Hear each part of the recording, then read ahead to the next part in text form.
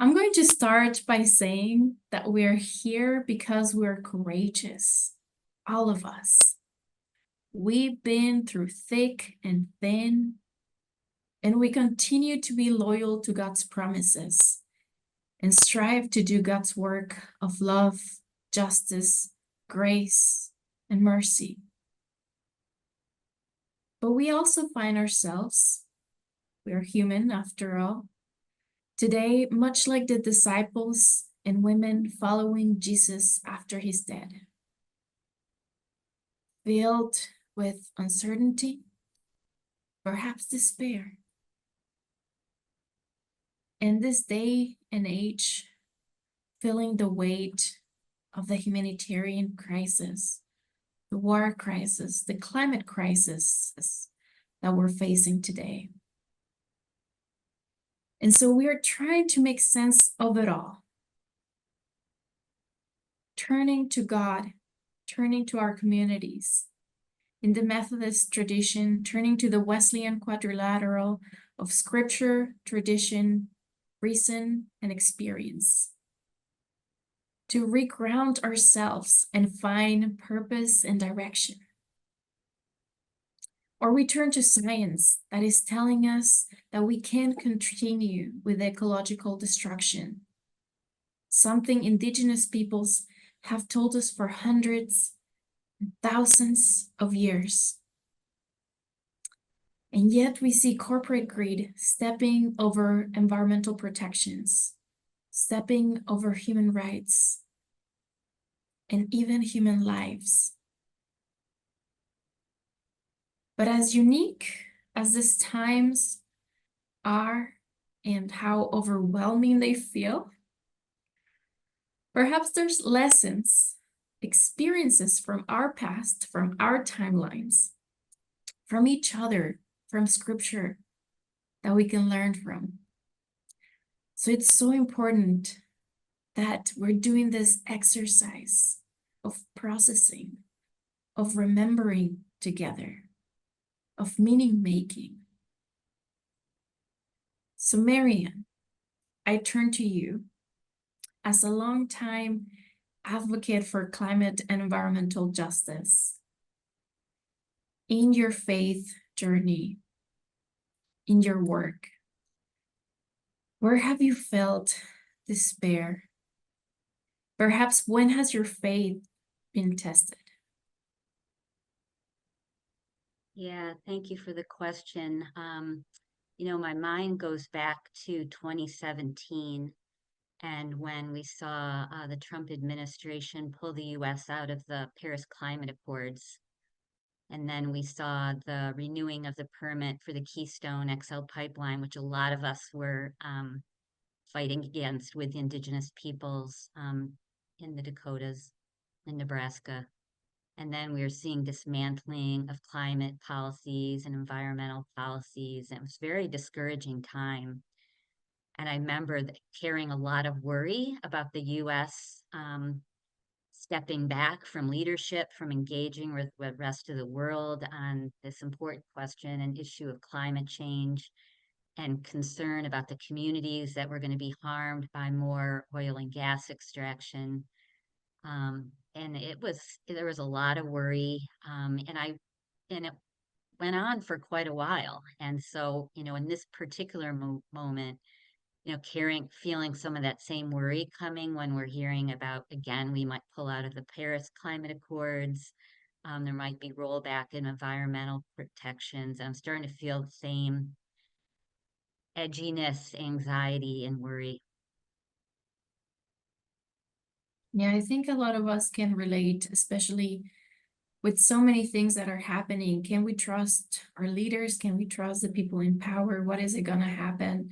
I think we definitely feel some of the uncertainty coming, and we strive to seek hope. And I'm curious where you found hope back then, and where do we find hope now? And even if hope might feel out of reach sometimes, perhaps feels too ambitious, depending where we are, what are some first steps that we could take to make meaning of it, or to get out of that state of despair? Sure. So two things come to mind. One is turning to our religious traditions and our religious teachings and our faith leaders. Turned to Pope Francis and his teachings in Laudato Si, his environmental teaching in 2015, where he talks about we need to hear the cry of the earth and the cry of the poor. And that's so grounding to me. That keeps me centered. And that is our work as people of faith, of seeing those interconnections of environmental injustices and social injustices. And then he also talks about the need to get up, move away from fossil fuels without delay. And that keeps me focused on what the job is, what the task is. So it's going back to those teachings. The other thing that is just really fills me with hope is doing this work in coalition. I mean, it's not me going to Capitol Hill and trying to push for policies. It's not even others within the Sisters of Mercy. We work in coalition with a lot of faith groups in Washington, D.C. We all work together in a big coalitions. We can carry the faith voice to the halls of power. And we also work with secular groups. I mean, I got to tell you, yesterday I was in a meeting with all these environmental and conservation groups, and we were talking about how do we create momentum for reform of our U.S. laws on mining on public land. And this is a really important thing right now, because when we're talking about the transition to renewable energy, we're also hearing it requires a lot of minerals. So there's a lot of conversation around mining. And so all the environmental and conservation groups, they're talking about what this means, what the policies are. They could get really in the weeds and all that. And then they're like, but we need other messengers. A lot of, people in Congress aren't going to listen to the environmental groups. They're used to hearing from us. Who else can be messengers?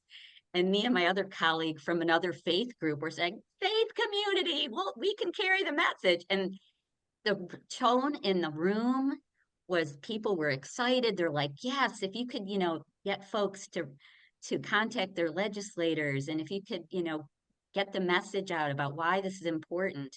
And I left that meeting so much more hopeful and energized, because we are in it together. We all have strengths, we all have things that we bring to this work. And if we work together, we can have much more impact. Definitely. And I think you phrased it really, really well. And it resonates a lot with, I'm currently here in Azerbaijan, participating and following COP29, the UN Climate Summit. And last week we had a meeting with the Department of State, and almost precisely the example that you're sharing, sharing a little bit about, the role of environmental organizations, but also the very special role of faith communities, and how we can bring that message and bring groups together that perhaps not always talk to each other, but somehow as people of faith, we can convene and create space, just like this space indeed. And I love that you talked about the traditions and wonderful histories that we have, rich histories. We have Laudato Si, and in the Methodist Church, we also have our social principles that talked about the natural world and how to face environmental racism. And so there are rich traditions definitely to ground ourselves with. And I love also well that you touched on community, because this is what we're trying to build here. This is what we are right now, right? Community, and how it enriches us. And you provided already some examples, but I'm curious to know if you can share a little bit more on, first of all, why in community, right? And not versus alone. Like, what is really the impact that we can do together? And some examples or strategies of things that have been, again, more successful to do in community. A lot of us perhaps may feel isolated in times like this, feel like we're the only ones. And so finding communities is so crucial. So where do we find it, and what are the type of things that we can do together? Yeah, so one key thing is just emotional support. You're with other people who are also feeling some disparate time, discouragement, and we kind of lift each other up. Practically speaking, I mean, I think there's a couple of things I'd really name. One of them is we all carry different knowledge and expertise and experience. So some of us were talking about we needed to create a document that talked about faith principles for sourcing of minerals for the energy transition. So we had a bunch of us, we're working on the language, working on what's the best way to talk about this. So we had a much stronger and richer document because we had a lot of people contributing to the writing of it than just one person doing that. The other thing is all the relationships we bring.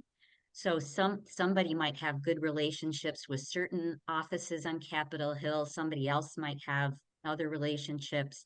Some people might have relationships with communities that are most impacted by climate change or environmental degradation, and they can bring them in to talk firsthand experience. So all those relationships help us be more effective because together we have a lot more um, people we can bring into it. And the third thing I'd say is that in community, we can be a visible witness. We can be in places and have a visible witness. So a few weeks ago, we had an interfaith prayer vigil outside of the Department of State to pray for the success of COP29, wide for diversity of faith groups. And we invited people at the State Department to come. And amazingly, the whole negotiating team for the US government for the climate came out. And they were visibly moved as we prayed of lament, we prayed of hope. The chief negotiator was taking a video and told us he wanted to share it with his son who goes to religious based school. And then we gave them a petition really calling for strong action at COP29 with 2,000 some signatures of people of faith. So it's that visible witness. We come together in particular moments and particular spaces and can show this is what we stand for and invite others to join with us. I love that. And that's really resonating a lot. Our diverse expertise, the relationships that we bring, and that visible witness. It's very powerful things, and definitely something that we want to bring and we bring into our organizing and want to highlight even more, touching into the many things that we're facing today, right? Um, I think we hear about the climate crisis and we're all experiencing differently, right? We know that while it affects us all, no one's safe anywhere around the world um, from the ecological and climate crisis.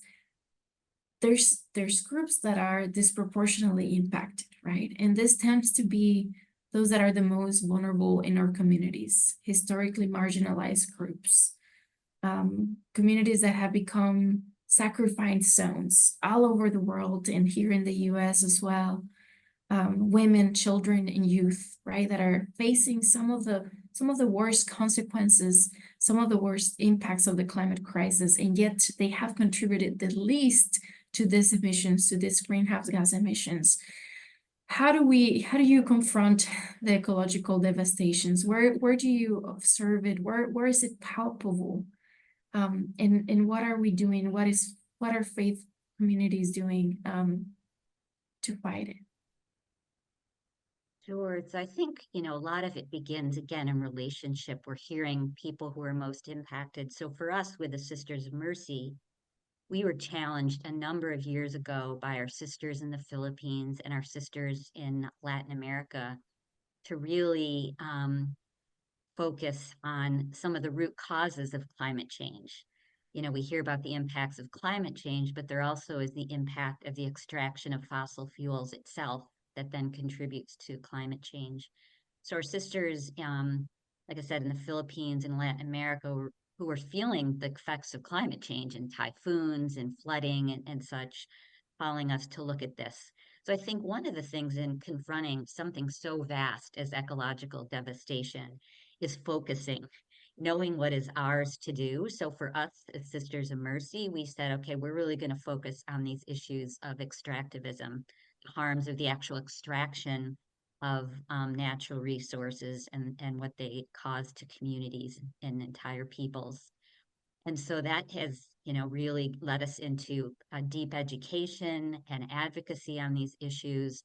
And now we're finding more and more faith groups are really interested and concerned about this as well, because they're seeing that interconnection that with the solutions of climate change also come with negative consequences if we're talking about more mining. So we're seeing more and more faith groups wanting to be part of this. And that again is strengthening our numbers, strengthening what we can do together. So, we can organize webinars together, we can organize statements that we send to Capitol Hill, all kinds of things. And again, it's based in what we're hearing from people that we care about and why this is important. And we can address these issues Mhm. out of that real sense of relationship. And we're directly responding to people who are facing these issues. Definitely. And you've mentioned some of the education work that you've done around this. Can you give us an example of some of the communities that you have visited? And then also tell us a little bit more about the work on the extractive interreligious working group and extractive industries. Sure. So the Sisters of Mercy, we have some practice of having immersion experiences. And a lot of times my colleagues have taken people to the US-Mexico border to understand, the issues of immigration. So we thought about, could we have an immersion experience in extractivism? So we have a sister in New Mexico, and with her help and the help of a Franciscan sister, developed this full, what we called a pilgrimage through the state of New Mexico, looking at New Mexico as a sacrifice zone. So we went to Los Alamos and heard about the history of the testing of atomic weapons and the displacement of indigenous peoples. We went to Navajo Nation in western part of New Mexico and met with indigenous communities that are still feeling, still experiencing the health effects of the uranium mining. And we visited a community center that literally had uranium waste right next to it. And then we went to the Permian Basin where we saw oil and gas wells everywhere in people's backyards, next to schools, and talking to community organizers. And one of those, we were talking about hope. And one of the community organizers said her hope is that the communities and the people there would understand the health harms that they're facing so that they could make the choice to move. That was so impactful to me, that hope was educating people that they would decide if they needed to move for the health of their families. I'll never forget that. So it's those experiences of educating ourselves, not just reading books, but absolute being in conversation, visual, seeing devastation, talking to people who are seeing the harms. That moves our heart. And that's what we need to do, is move our heart, not just fill our heads, but move our heart. And that's keeps us motivated, and even when we're in that despair and that discouragement. Definitely. And as someone who lives in the Permian Basin, definitely appreciate the solidarity, but we also are solidarity with communities all across the states in the world that are suffering from extractive industries, especially those connected with fossil fuels um, and mining as well. That is so needed for the transition, right? But we are asking for a just transition. We cannot continue to perpetuate justices of the fossil fuel era. And so this is one reason why the principles I think that you all have been working on sound so exciting. Can you tell us more about these principles that your working group has been working on? Sure. So the main pieces of it really are about how do we make sure that any mining we're doing is done in the most environmentally sustainable and socially just way. So are we having full consultation? There's this whole principle of free, prior, and informed consent, which is making sure people really have all the information, they really have conversation, and that they can then have an informed yes. And if they say no, they don't want mining, that's respected. That has to be part of the process as well. So it's having that transparency, having that consultation. There's pieces about making sure that there's thorough cleanup afterward, that, that we're not leaving devastation behind when a mining company closes up operations, making sure there's transparency in the supply chain so we know where the minerals are coming from, what conditions they're being mined, and what they're being used for.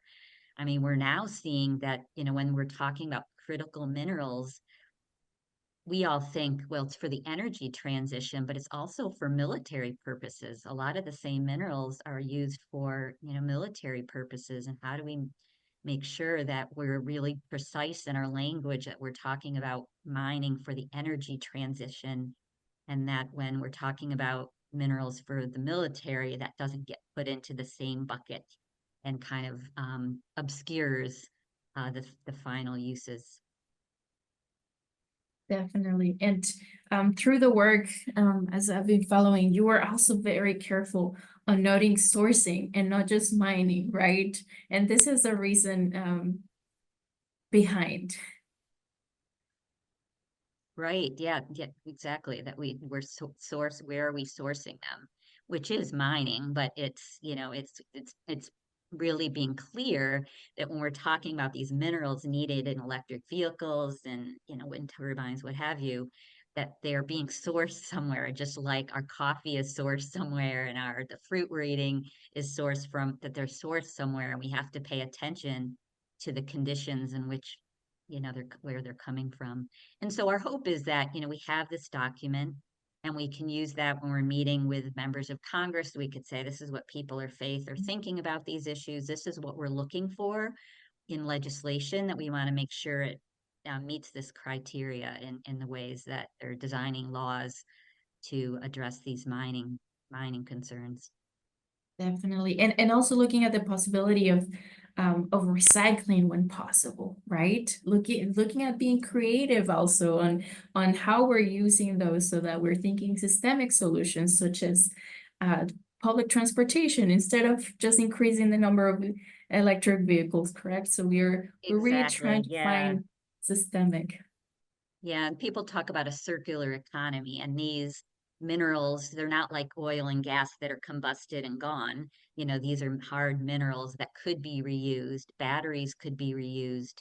And there's been a lot of research being done, and some environmental groups are really putting a lot of effort in encouraging the federal government to look at this. And then, yes, of course, do we all need individual cars all the time? Can we be have more invested in public transportation, so we reduce the need for lots of cars in the first place.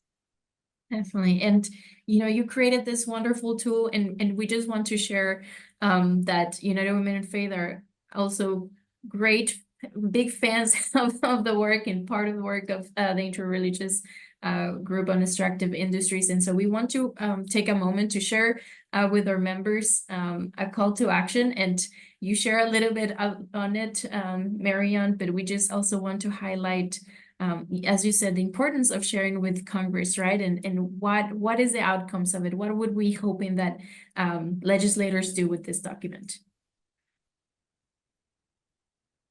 Yeah, so you're hoping that when they're looking at hopefully getting to a point of reforming the 1872 mining law.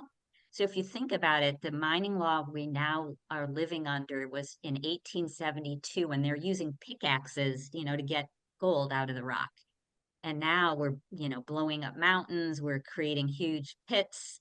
There's much large scale industrial, much more harmful processes. So we're looking at, when they're looking at making changes to the law, because we make sure it's going in a more helpful, positive direction, and putting those safeguards in that I named, because there also are pieces of legislation that are making it even easier for mining companies, that are loosening up the little regulations they are and trying to make it easier for mining companies to go in and mine these minerals. So we want to hold up these principles to say what we're for, and also what we're against is loosening the regulations and going in the opposite direction of consultation, environmental processes, and the like.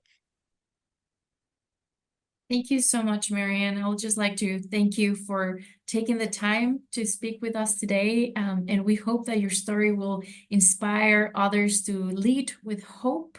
Um, and when people might feel doubt or maybe feeling overwhelmed, just a nice reminder that we have this wonderful community, sisterhood of faith across interreligious groups working concerned for justice. And so I also want to thank everyone for taking a minute to clicking those links in the chat and filling out that action so that you all contact your legislators. As Marrianne said, we want to ask them to align with this principle so that they take it into consideration for future legislation that will be passing. And so this is a beautiful part of being part of the sisterhood of United Women in Faith and working across faith traditions so that we can learn from one another and work together and make a difference for women, children, and youth in our communities locally and also around the world. Thank you again, Marrianne. Yeah, and thank you for letting me be part of your community for this brief while. And all these this icons of love floating around is just wonderful. Thank you. Thank you so much.